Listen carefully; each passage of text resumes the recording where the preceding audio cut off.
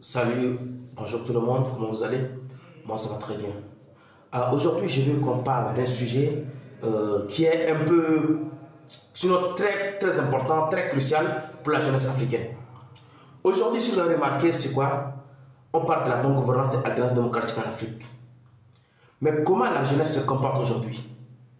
La jeunesse ne veut pas de cette démocratie à l'européenne. La démocratie qui est du copier-coller de l'Europe en Afrique. Une démocratie qui ne répond pas aux valeurs, aux mœurs africaines.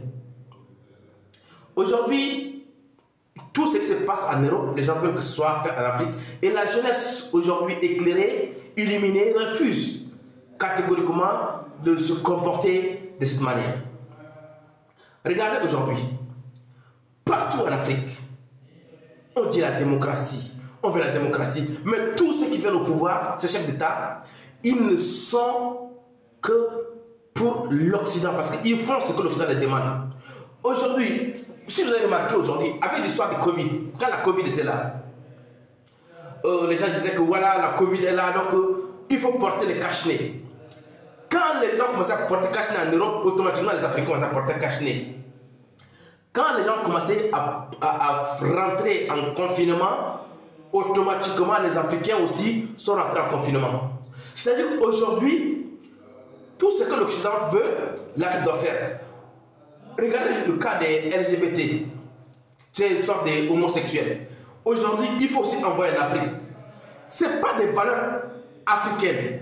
Et ces valeurs, les Africains ne veulent pas. C'est pourquoi si vous avez remarqué aujourd'hui, pendant que les gens mettent de l'argent, mettent les moyens dans les colloques, des séminaires, pour parler de la démocratie, les Africains ne veulent plus de la démocratie. Les Africains veulent une révolution moderne.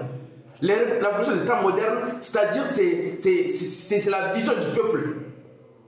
Où le président, le dirigeant, n'est pas le maître, n'est pas le contre-maître, mais le dirigeant est le serviteur du peuple. Le dirigeant écoute son peuple et donne à son peuple ce dont il a besoin. Le dirigeant vient discuter avec son peuple. Et c'est ce qu'aujourd'hui la jeunesse cherche. Autant ancien, oui, c'était avec le coup de fouet. Maintenant, ce n'est plus le coup de fouet. Est-ce que l'Occident essaie de comprendre? Les gens ne comprennent pas. Regardez aujourd'hui. Le Mali a dit non. La Guinée a dit non. Le Burkina a dit non. Niger a dit non. Regardez Gabon. Un pays où les gens disent que non, non, là-bas, il n'y aura jamais de révolution, il n'y aura jamais de coup d'État. Aujourd'hui, au Gabon, il y a eu un coup d'État. On se demande, qui serait le prochain? Mais ce qui fait mal aujourd'hui, c'est quoi? Ce qui fait mal aujourd'hui, les dirigeants africains n'arrivent pas à comprendre que la France ne peut rien faire pour eux. La France ne peut rien faire pour eux. L'Occident ne peut rien faire pour eux. Ils vont seulement parler, ils vont condamner seulement. Mais ils ne pourront rien faire. Aujourd'hui, essayez de regarder voir. Si aujourd'hui, les Africains sont pauvres, c'est les dieux quoi? À la richesse, non, nous sommes les plus riches au monde entier, en matière des richesses minéraires, tous ces trucs-là. Les Africains ne sont pas intelligents, c'est pas vrai. Parce qu'aujourd'hui, quand tu pars dans les grandes universités, tu vas trouver des Africains qui ont atteint un niveau que tu ne peux pas imaginer. Allez dans les grands hôpitaux en Europe, vous allez trouver les grands professeurs, les grands chirurgiens, les cardiologues, les néphrologues, les neurologues, tous ces spécialités-là, la plupart c'est des Africains aussi là. Mais pourquoi en Afrique ça ne donne pas? Pourquoi quand les présidents africains sont malades, ils partent en Europe pour se faire soigner? C'est une question de gouvernance. Parce que c'est une question de mauvaise gouvernance et c'est une mauvaise lecture des choses. Aujourd'hui, les Africains ont compris en réalité, on veut avoir notre propre démocratie. Regarde dans nos palais, dans nos traditions, allez au village. Aussi longtemps le roi, il est roi. Il est là, le chef du village, il est là. Le roi, il est là. Mais personne ne se révolte. Parce qu'il ne fait pas de l'injustice aux autres. la vérité reste la vérité. Même par moment, le fils du roi, on le punit parce qu'il a fait de l'injustice à quelqu'un.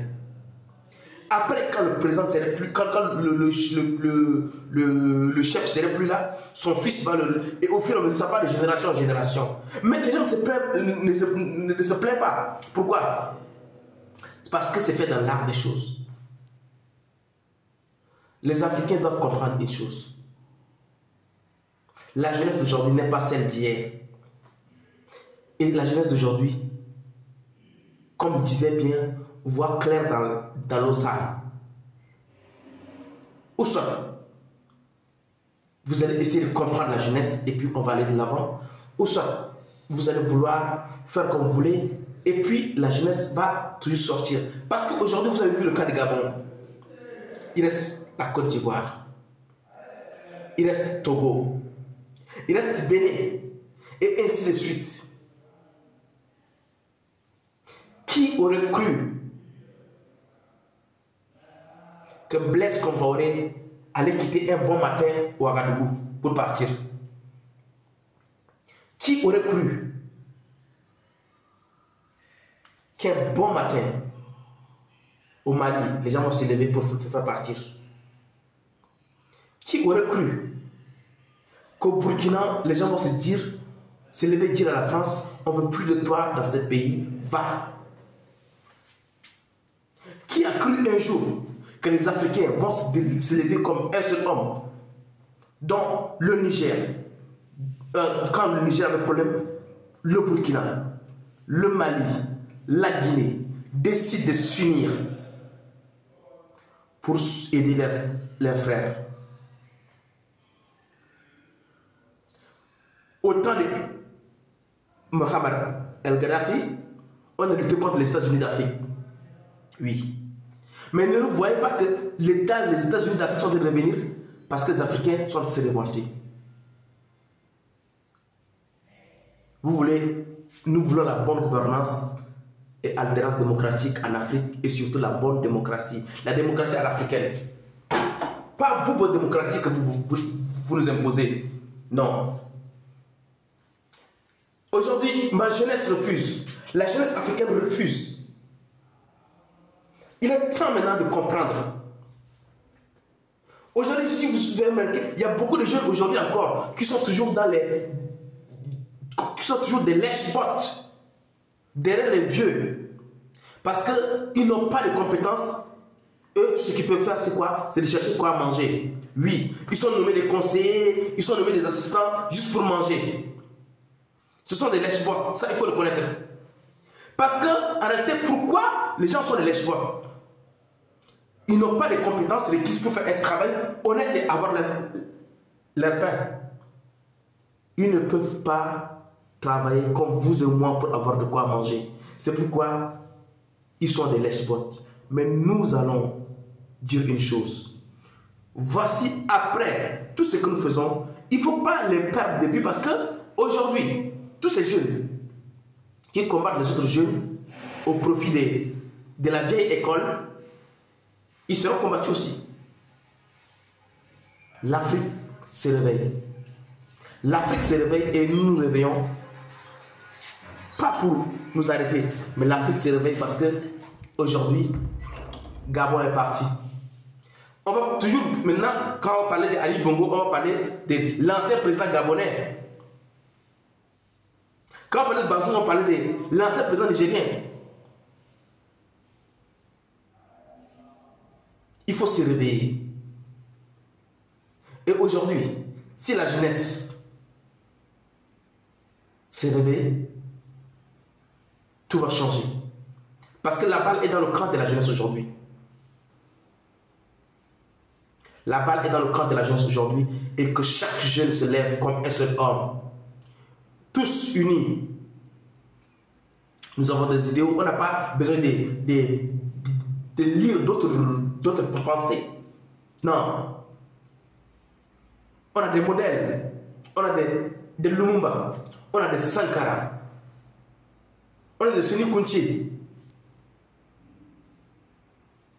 Ceux qui ont vécu utile.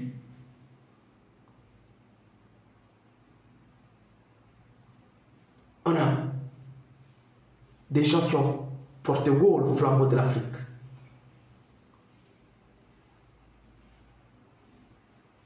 L'Afrique s'est réveillée.